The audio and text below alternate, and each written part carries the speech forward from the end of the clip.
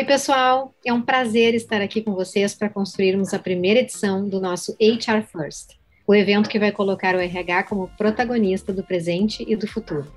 Hoje, o nosso foco é compartilhar conhecimento e colocar vocês, profissionais de recursos humanos, como os responsáveis pelo sucesso e transformação da gestão da sua organização ou consultoria.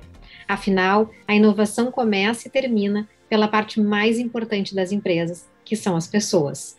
Eu sou a Fernanda, sou CEO e co-founder da Grow, e nessa trilha sobre como o método OKR, utilizado por empresas no Vale do Silício, pode impulsionar o engajamento e protagonismo, vamos aprender juntos com o Rodrigo Boyle e a Clarissa Dias da Beta House, como eles já estão protagonizando na área de gestão de pessoas. Então, vamos lá. A palavra está com vocês, Rodrigo e Clarissa. Muito obrigada, Fê. É sempre um prazer estar com vocês da Grow, prazer estar participando desse evento, com um propósito tão bacana que a gente acredita tanto, que é colocar o RH como papel protagonista na transformação dos negócios. Essa transformação que tanto se fala e ativamente é demandada e é necessária no mundo de hoje. Me chamo Clarissa Dias, eu sou Head de Pessoas e sócia da Beta House, uma consultoria que tem por propósito trabalhar a transformação de negócios. Beta House nasceu com esse propósito, nasceu com esse viés de gerar esse poder de transformação para os negócios, né? Hoje em dia, muito mais do que ser grande, os negócios precisam ser adaptativos, porque as mudanças de mercado e de mundo, elas estão cada vez mais velozes, mais profundas e constantes. Então, muito mais do que se tornar grande, o negócio precisa ser adaptativo, ágil, se adaptar a essas mudanças, né? E frente a essa demanda de mercado, essa demanda enorme de mercado, e não só do Brasil, mas fora também, a Beta House nasce, então, com o propósito de trazer esse poder de transformação, através de 3 pilares que a gente entende que são constantes para que a inovação acabe se tornando do dia a dia do negócio, né? Que são pessoas, cultura e estratégia. A partir desses 3 pilares, trabalhando, aprofundando e desenvolvendo esses 3 pilares, a gente entende que uma organização ela tem um maior potencial de se transformar ao longo do tempo e de se manter competitiva dentro do seu mercado, de se manter pioneira e protagonista dentro do mercado onde atua. E esse é o nosso grande objetivo com a Beta House. E, logicamente, quando a gente fala de pessoas, né, pessoas e cultura, que são 2 pilares chaves para que a gente possa conectar, né, essas três verticais, pessoas, cultura e estratégia, a gente fala de um método que hoje é muito utilizado já em empresas do Vale do Silício, que trabalha justamente esse desdobramento das metas para as pessoas poderem atuar de forma mais protagonista, com mais senso de propósito, que é o método de OKRs. Hoje a gente vai falar um pouquinho mais sobre isso, né? O que a gente vê ainda muito acontecendo, né, nas empresas, e muito por uma estrutura tradicional que se criou desde lá da Revolução Industrial, do mindset industrial, que todos nós fomos educados e criados, né, respondendo perguntas pré-prontas, com respostas também prontas, do certo e errado, né, aquele modelo ainda educacional, onde a gente bate o sino, entra no mesmo uniforme, entra na sala de aula, aprende, dá as respostas certas, dá as respostas erradas, vai para casa. E todos nós ficamos durante muitos anos vivenciando esses métodos de ensino, esse formato de ensino. Que quando a gente olha para hoje em dia, logicamente já temos novos formatos, mas ainda muita coisa segue igual ou muito parecido.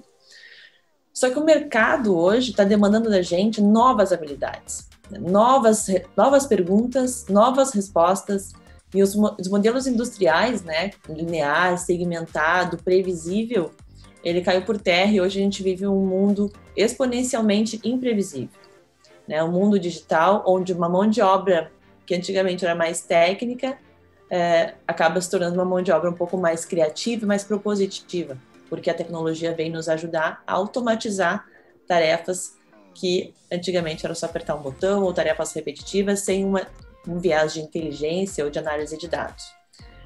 E com tudo isso, as organizações têm um grande desafio, né? Como tornar a estratégia do negócio, aonde a empresa quer ir, tornar essa razão de existir, esse propósito da empresa, claro para todo mundo, para todas as pessoas, né? Da cúpula do negócio até a ponta da empresa. Como é que eu torno isso propositivo, o dia a dia das pessoas mais propositivo, para que haja maior engajamento, para que haja maior criatividade, para que haja maior poder de transformação. A gente tem que olhar para as pessoas, e as pessoas elas são o centro disso tudo. E, logicamente, o RH tem um papel importantíssimo nisso, uma vez que faz a gestão dos programas de desenvolvimento, né, faz o onboarding das pessoas que chegam na organização, que cuida, logicamente, de programas de avaliação de desempenho, faz a gestão de todo esse processo de gestão de competências. Como é que eu posso ajudar as pessoas a atingirem as suas metas, os seus objetivos e ajudar, logicamente, o negócio, consequentemente, a se impulsionar para o futuro. Então, quanto mais o RH ele vestir essa roupagem de não, esse assunto ele está comigo, esse desafio é nosso, vamos construir em conjunto com a organização, vamos nos aproximar das áreas, vamos nos aproximar da estratégia macro do negócio e ajudar a construir isso com novas metodologias, que é extremamente importante também para essa reinvenção do RH. O próprio RH está aprendendo sobre metodologias ágeis, né, novas formas de fazer o que sempre foi feito. Muitas vezes é um jeito diferente de fazer, uma forma, uma nova abordagem dos mesmos temas, ressignificar. A gente fala muito dos OKRs, né, que a gente ressignifica muitos dos conceitos que já eram tradicionais e consolidados dentro das organizações, a gente traz para a mesa de um novo jeito, a partir de um novo olhar. E isso pode mudar tudo quando a gente fala de senso de pertencimento, senso de propósito e engajamento de time. E para falar um pouco mais da técnica em si de OKRs, eu vou passar a bola para o Rodrigão, nosso querido consultor aqui da Beta House, e o Rodrigo vai dar segmento aí, explicando um pouquinho mais sobre o que é OKRs e algumas dicas de como começar a implementar nas empresas. Obrigado, Clara, obrigado pelo convite, Fê. Vou até pegar uma frase que a Fê trouxe, a questão de que uma empresa, no fundo, são pessoas, né? Uma organização nada mais é do que um conjunto de pessoas organizadas que buscam de forma coletiva alcançar um determinado resultado, né? E quando a gente está falando do protagonismo do RH, para mim é muito claro de que esse protagonismo a gente precisa de alguma forma ressignificar algumas expressões e até mesmo algumas nomenclaturas que a gente usa, para que ela faça mais sentido não só na empresa moderna, mas na forma como também o RH se comunica com essa nova geração. Eu vejo que dentro das empresas ainda a gente fala em gestão de recursos humanos, né? Visão industrial, recurso, escassez, quantidade, caixinhas. A gente tem que mudar essa palavra para gestão de performance, gestão de habilidade, porque é isso que vai fazer a diferença no mundo moderno. É a forma como a gente consegue, de forma colaborativa, e colaboração nada mais é do que trabalhar em conjunto, buscar não só uma melhor performance, mas fazer aquilo que realmente importa, aquilo que vai fazer a diferença para a empresa. Então, assumir o protagonismo, né? A forma como o RH tem trabalhado, a forma como tem buscado esse alinhamento entre as pessoas para que de uma forma conjunta a gente possa produzir melhores resultados, é isso que o OKR busca. O OKR, basicamente, ele é uma sistematização, ele é um sistema de metas colaborativos que busca o alinhamento entre as pessoas. Basicamente porque, ao longo do dia, é muito normal a gente ver uma quantidade de pessoas fazendo as coisas erradas. Uma quantidade de pessoas que muitas vezes estão fazendo ou a mesma coisa, ou que estão com objetivos conflitantes dentro da organização. E isso gera diversos desgastes, diversos atritos. Então, o OKR, juntamente com as pessoas, busca de alguma forma trazer essa clareza. É trazer uma conexão em relação como o meu trabalho, ele se conecta com a estratégia do negócio e, mais do que isso, como o meu trabalho contribui para o resultado da organização. Porque quando a gente está falando de propósito, e isso é algo que é bem importante, junto com o protagonismo é algo que de alguma forma tem que nos desafiar. Protagonismo não é fazer o que eu já faço. Protagonismo está relacionado ao que eu preciso fazer, que eu ainda não estou fazendo. Está relacionado a desafio, a assumir a frente, a ser criativo, a ser inovador, a pensar diferente. E isso está muito relacionado com aquelas habilidades que a gente entende que vão ajudar as empresas a serem não só mais adaptativas, mas de alguma forma ter uma conexão mais sincera e mais profunda com essas novas gerações. Então o OKR ele busca sistematizar isso. Ele busca trazer um equilíbrio para a empresa, onde ele define para onde nós vamos, e a grande verdade é que não há fator maior de motivação o fato de a gente ter metas claras relacionados a objetivos nos quais a gente consegue se conectar. Então, o OKR ele vai trazendo essa sistematização centrada nas pessoas, porque a gente entende como é que a gente coloca as pessoas em movimento. A gente entende como é que, em conjunto, a gente precisa produzir determinados resultados. E isso é algo que é um papel importante do RH, não só de fomentar essa ferramenta, mas de entender o quanto ela pode ajudar, não só na questão de definir o foco, mas até mesmo trazer um ambiente mais meritocrático de avaliação de resultados. Tem uma coisa que o OKR ele traz, que é uma provocação e que é algo que ainda é muito vivo dentro das empresas. A gente busca avaliar os nossos times com base em resultados. E o aprendizado, onde é que fica? E aquilo que eu aprendi é que eu me tornei mais apto de fazer melhor da próxima vez. Isso está relacionado ao aprendizado que vai possibilitar com que eu venha ter uma performance melhor nas próximas vezes. E esse protagonismo é importante porque seguidamente a gente está falando de crise e existe uma crise que há muito tempo ela está instaurada, seria de certa forma uma crise global, que é a falta de engajamento dos funcionários, né? É cada vez mais difícil as empresas conseguirem engajar, né? Não porque as pessoas elas não querem se conectar, mas porque a empresa ela não tem uma linguagem muitas vezes simples na forma de traduzir qual é o objetivo do seu negócio. E se eu não consigo traduzir isso de uma forma que eu consiga ter uma comunicação mais clara com o meu time ou com a minha força de trabalho, eu estou possibilitando que cada um tenha o seu entendimento daquilo que é mais importante a ser feito. E daí a gente começa a produzir alguns efeitos que não são tão positivos. Então o OKR ele traz isso, né?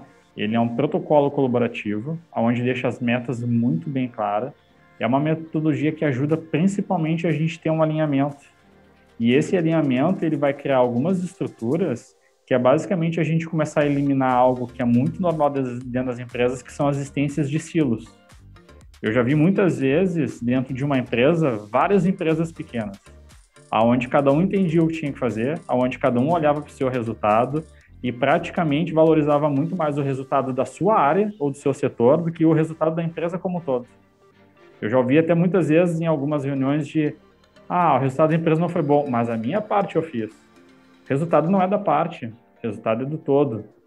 Só que isso a gente só consegue criar essa cultura a partir do momento que dentro de uma estrutura transparente de resultados, a partir de uma estrutura transparente de objetivos compartilhados, que é o que os OKRs trazem, a gente consegue não só enxergar o resultado da área do meu lado, do meu gestor, mas eu consigo entender de que forma eu posso apoiar outras estruturas.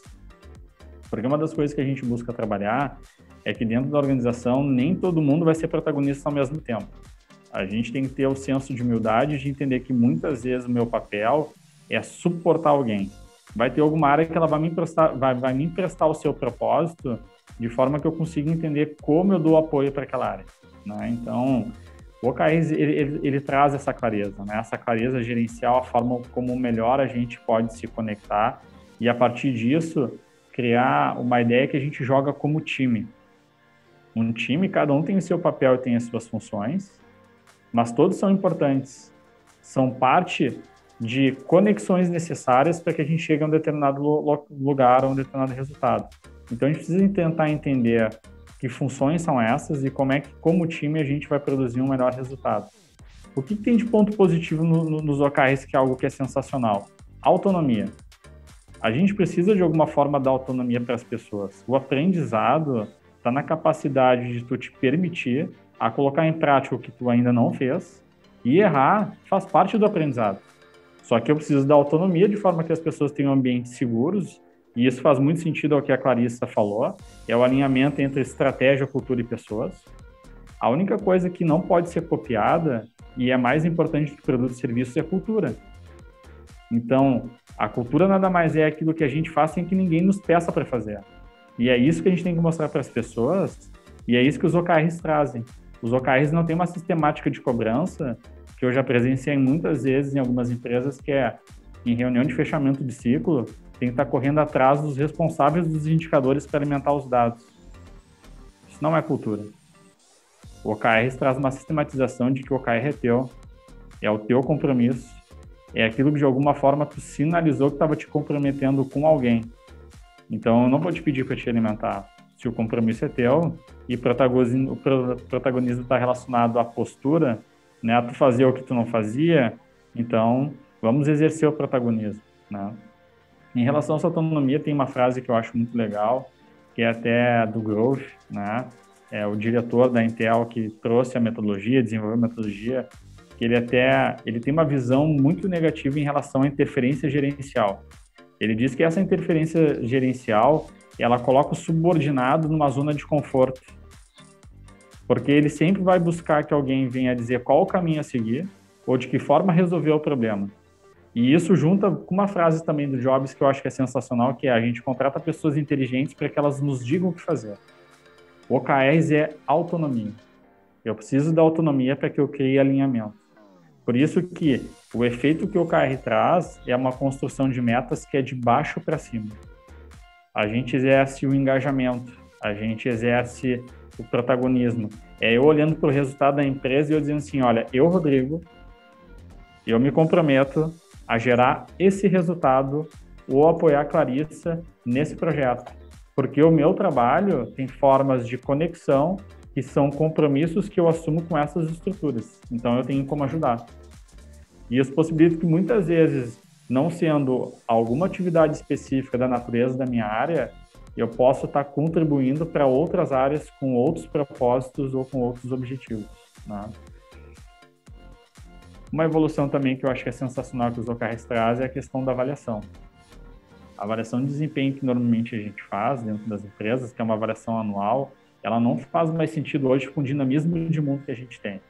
Se eu for esperar um ano para avaliar a performance do meu funcionário e eu achar que eu vou ser justo nessa avaliação, onde eu vou conseguir entender tudo aquilo que em 12 meses ele produziu, todos os desafios que ele enfrentou, tudo aquilo que de alguma forma ele se doa para a construção do resultado anual, eu estou de alguma forma permitindo não ser tão justo nessa avaliação. A avaliação deve ser feita de forma continuada. São feedbacks estruturados, de formas periodizadas, até para que eu consiga, de alguma forma, fazendo correções em relação a essa avaliação. Só que essa avaliação, ela requer também que a gente tenha um processo de reflexão. É um processo de reflexão que eu busco aprender o que eu posso fazer diferente no próximo ciclo. O que eu não fiz, ou com quem eu não conversei, que se eu tivesse conversado ou o que eu tivesse feito, teria facilitado a construção do meu resultado. Onde é que eu não pedi ajuda? E qual é a mudança que eu tenho que fazer como pessoa, como profissional? Que tipo de atitudes ou habilidades eu preciso desenvolver? Porque muitas vezes os resultados que a gente produz, ele não é consequência direta do processo, mas sim da nossa intervenção humana, da forma como a gente produz esses resultados, ou a forma como a gente se organiza em conjunto para produzir esses resultados. Então, o OKR, ele sistematiza tudo isso. Ele cria esse sistema, ele engaja as pessoas, ele traz a clareza sobre aquilo que juntos a gente quer conquistar, ele traz uma periodização, que são as reuniões de check-in, para que a gente consiga acompanhar o progresso. E isso é uma coisa muito diferente. O progresso a gente acompanha semanalmente. Eu não espero fechar 30 dias para saber o que deu errado ou o que deu certo. Eu busco sempre avaliar, por meio do aprendizado, de que forma eu chego mais perto daquele resultado, ou quando é que eu preciso colocar mais energia, ou buscar reforços de outras áreas ou de outras pessoas para corrigir um resultado que está próximo de não ser atingido. Essa é a diferença. Esse ambiente de transparência é o que favorece as pessoas se engajarem, porque daí aquilo que é claro faz com que a gente se conecte. Então, é esse o ambiente que os OKRs buscam estabelecer e é dessa forma que ele busca ajudar as organizações.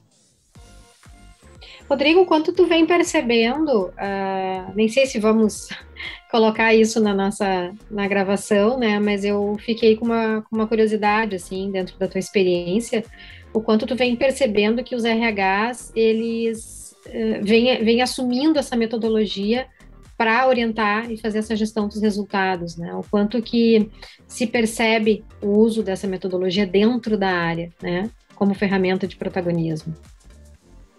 Eu vejo muito pouco ainda. Pois é uma necessidade que ela nasce das pessoas e normalmente eu tenho visto áreas de tecnologia demandando, né? Até pela cultura ágil ou áreas de gestão, mas eu acho que isso está muito relacionado a uma forma como a organização, de uma certa forma, define os objetivos do RH. Tá? Eu sempre digo assim, a gente tem conversado sobre a questão da mapa de competências, mapa até mesmo de habilidades futuras. Uma das coisas que eu entendi é que o RH, para ser estratégico, ele precisa entender que a partir do momento que aquelas pessoas estão dentro da organização não atingem as suas metas ou faz com que a empresa atinja o seu resultado, parcela de responsabilidade é do RH. Porque foi ele que realocou as pessoas daquele time. Sim. Então, quando eu faço gestão de performance, né, ou de habilidades, fica muito mais visível entender que a minha responsabilidade no atingimento daquele resultado está em relação à forma como eu coloquei aquelas pessoas que passam a ser chave para a produção, né? E é que nem eu digo assim, existe uma possibilidade muito legal de o RH aprender olhando para o gestor de futebol. Como é que tu compõe um time, né? Isso é uma coisa que eu já brinquei muitas vezes, não só com o RH, mas com alguns diretores. O time de vocês é para ganhar gauchão, é para ganhar mundial? Para ganhar mundial. Vocês acham? Legal. Vamos olhar o scout e vamos ver os resultados que vocês estão gerando. Vamos ver as habilidades que vocês têm. Quais são os backups.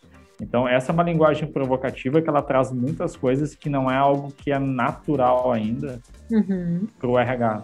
Né? Acho que tem uma oportunidade aí, né? Muito, muito. Não, é uma oportunidade não só de o RH se reinventar, mas mostrar realmente o seu protagonismo para a organização. Tá? Porque, querendo ou não, tudo são pessoas.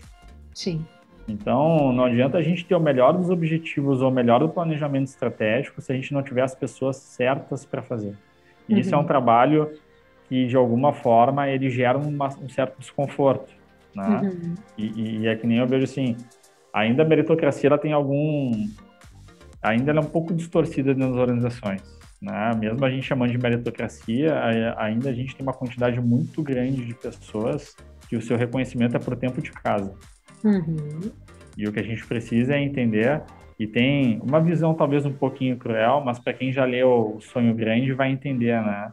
Então, a gente tem de alguma forma um certo percentual a gente tirar dentro da empresa para desacomodar algumas estruturas e a gente começar a colocar as pessoas certas para a condução daquilo que a gente quer construir. Embora seja uma visão de negócio, que é isso que o livro traz, mas eu sempre digo que é responsabilidade nossa também, da empresa e da área de gestão de pessoas, a gente permitir que as pessoas possam se redescobrir naquilo que elas são melhores. Né?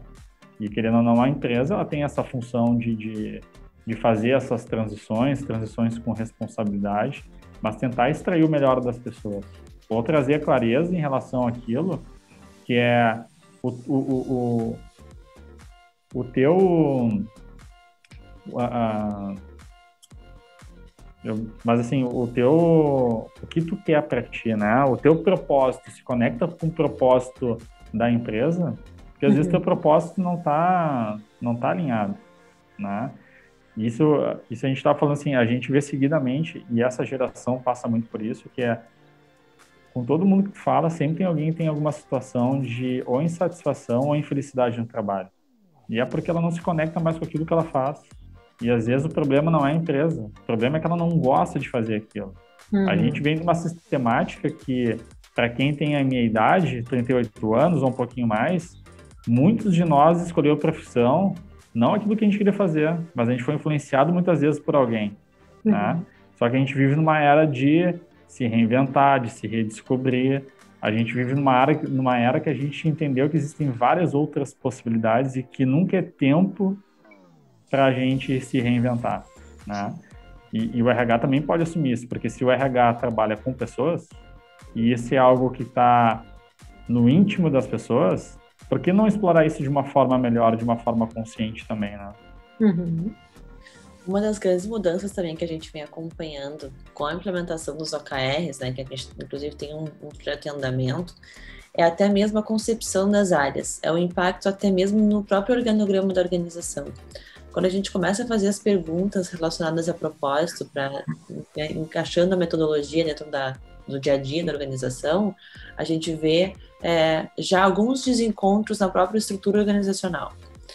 E aí, quando a empresa começa a entender, né, a abordagem que está por trás de ter um senso de propósito comum, de reforçar isso internamente, as coisas começam a ser mexidas, as estruturas começam a ser melhor organizadas, os fluxos entre as áreas, como o Rodrigo trouxe, a questão dos silos, né?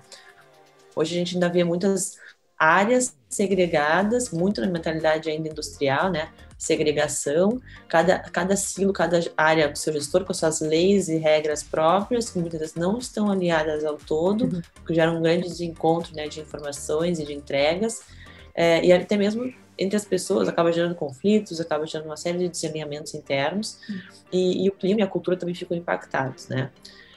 Então, quando a gente começa a trazer o OKR, começa a trazer esses questionamentos relacionados a propósito, a mérito, como é que isso é conduzido aqui, como é que foi definida essa meta, a gente começa a remodular tudo, é todo o penso de como as coisas realmente acontecem. Então, está sendo muito interessante esse projeto que a gente está desenvolvendo, porque está tendo um outro senso, assim, e o próprio RH e as demais áreas de suporte ao core business do negócio. É importante que essas áreas que dão suporte ao que o negócio efetivamente se propõe a entregar e a fazer, elas entendam que elas existem para dar suporte. Que elas entendam o papel delas, o grande propósito de existência da área delas dentro daquele negócio especificamente, e que elas deem o melhor delas para que o core business aconteça da melhor forma. Então, quando a gente começa a trazer essas perguntas mais propositivas de por que eu faço isso? Por que o RH existe dentro desse negócio? Né? Quais são as demandas, né, operacionais, de negócio, de crescimento, de expansão que essa empresa demanda? Então, como é que o RH está se conectando a isso como uma área, assim, dependendo do negócio, né? Às vezes o RH é a área central, porque a empresa é uma empresa de RH, por exemplo. Mas no caso da empresa da RH ser uma área suporte, como é que o RH então está dando suporte para que o negócio aconteça da melhor forma? Acho que essa é a grande questão, porque muitas vezes o que a gente vê, acompanha, é um desencontro entre, bom, o negócio demanda isso, né? O negócio, por exemplo, o negócio é uma indústria, sabe, uma construção civil que contrata e desliga muitas pessoas por obra no Brasil inteiro, né? O RH precisa ter um olhar forte para banco de talentos, ser especialista em contratação, né? Como é que eu atraio as melhores pessoas de forma rápida para dar conta dessa demanda que a empresa tem, já que é o core business do negócio.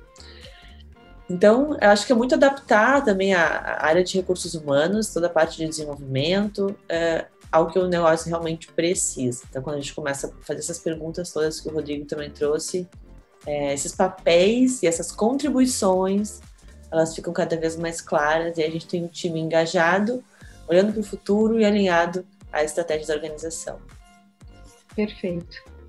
Eu ia só fazer um comentário em relação ao que a Clara falou, porque eu fiquei vendo assim, de que forma a gente consegue tangibilizar o que é, digamos assim, um RH que assumiu o protagonismo, né? Eu vi muitas vezes áreas de RH que o trabalho estava baseado em relação a fazer o levantamento de necessidades de treinamento e, com base nisso, de alguma forma, desenvolver a força de trabalho.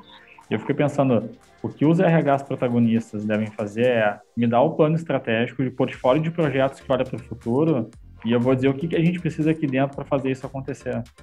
Perfeito, exatamente. Exatamente. Isso aí, Rodrigo. Acho que nosso bate-papo breve aqui, né, que a gente tem um tempo curto aí para essas trocas tão ricas, né, tanto conteúdo para a gente explorar em tão pouco tempo. Então, acho que a gente deu a abertura para tratar desse assunto tão importante, tão estratégico, né, que são as OKRs, né, enquanto impulsionadores e fontes de engajamento para a área de RH, o quanto o RH deve se apropriar disso para que possa, de fato, assumir esse protagonismo do qual nós estamos tratando. Então, eu acho que foi uma porta aberta que nós tivemos agora com esse bate-papo, mas que pode continuar, pode ter continuidade através do contato com vocês, com a Beta House, através dos cursos que vocês também dão, inclusive com esse próprio tema, né, com o tema de OKRs. Então, queria que vocês finalizassem deixando seus contatos, de que forma as pessoas que estão aí nos assistindo, que estão nos ouvindo, podem dar continuidade a esse assunto, a esse bate-papo com vocês. Bem lembrado, Fê. Eu acho que vamos aproveitar para deixar aqui anunciado nossa turma de OKRs, o curso de OKRs, que vai ser dia 30 de junho e 1º de julho, aqui em Porto Alegre. no Hub, do Revolution Hub, que é o Hub de inovação onde fica o escritório da Beta House. São 2 noites e nós temos somente mais 2 vagas, então quem quiser lá, corre para se inscrever. Se não, caso não dê mais para essa turma, a gente tem ainda a lista de espera para a próxima turma mês que vem, mas já vai ser um curso muito especial, com muita experiência, com entrega, com construção, para a turma sair de lá já podendo praticar e aplicar nas suas empresas. E o nosso contato pode ser através do nosso site, www.betahouse.com, ou através das nossas redes também, então nosso Instagram, @betahouse. E através de lá vocês vão nos encontrar com certeza, tem nossos contatos, a nossa líder de comunidade já vai entrar em contato com vocês, responde super rápido e o contato é bem fluido com a gente. Que legal, maravilha. Mais uma vez, muito obrigada, então, pela presença de vocês aqui no nosso evento e até a próxima. Obrigada, até mais. Tchau, tchau. Tchau.